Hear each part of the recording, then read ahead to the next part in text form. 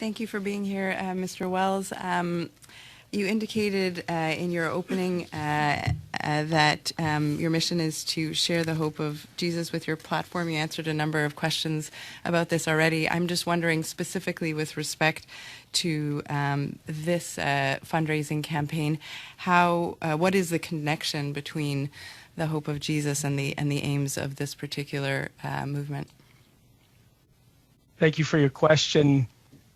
Again, like I stated earlier, the intention of a campaign might not necessarily align itself to our mission, which is to share the hope that we have with people. So when we get a campaign and call them to tell them about Jesus or to pray with them, that's what we do, and that's how we do it.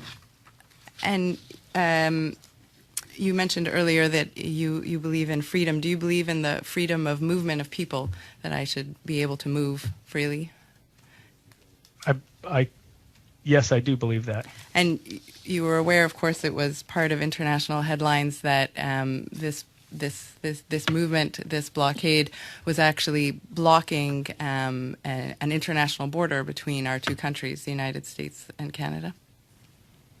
I actually believe it was the Canadian government that enacted some laws restricting the movement of unvaccinated people. So I thought that was what you were referring to, but the Freedom Convoy that set up a campaign on GiveSendGo was actually disavowed the blockades that were happening at the border. They were specific to what was going on in Ottawa. So our campaigns, to our knowledge, had nothing to do with the blockades that were happening at the borders.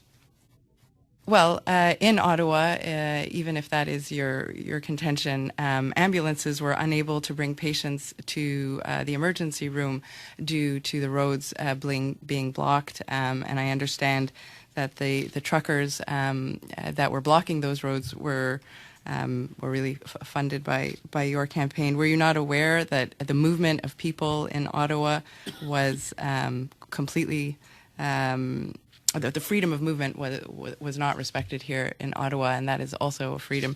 I guess I would ask also, sir, if you honor and respect veterans, because as you may or may not know, on January 29th, quite early on in the blockade, members of the protest desecrated our war memorial. Were you aware of that? I was not aware of that. Have not been aware of that. I think I've stated this several times, but it's worth repeating. Or maybe I actually haven't. That this group of people that came to Ottawa was a very diverse group. That, from our opinion and look at it, that were not being controlled by anybody. It was largely independent operators that were coming of their own volition. Mr. Wells, you're coming to the committee stating that you did not know what this protest or this blockade was about.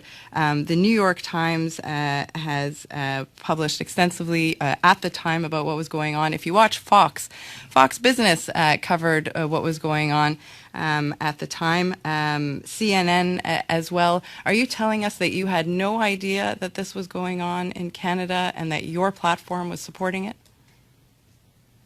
No, that's not what I'm saying at all. What I'm saying is so you were aware.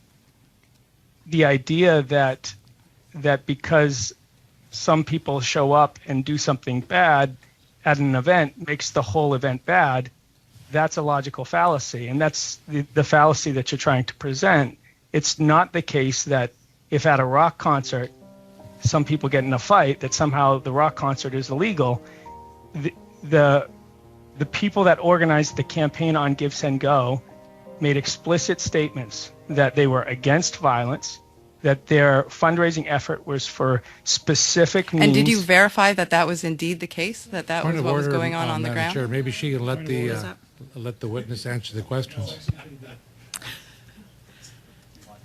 We did verify that, and that's part of our verification process, is who the individuals are that are receiving the funds, what Mr. Wells? Mr. Wells, I'm sorry, the time is up for that question, so I know it's difficult when you're not here. We'll move to Mr. Fortin to be followed by Mr. Green. You each have 3 minutes. Monsieur Wells. Mr. Wells.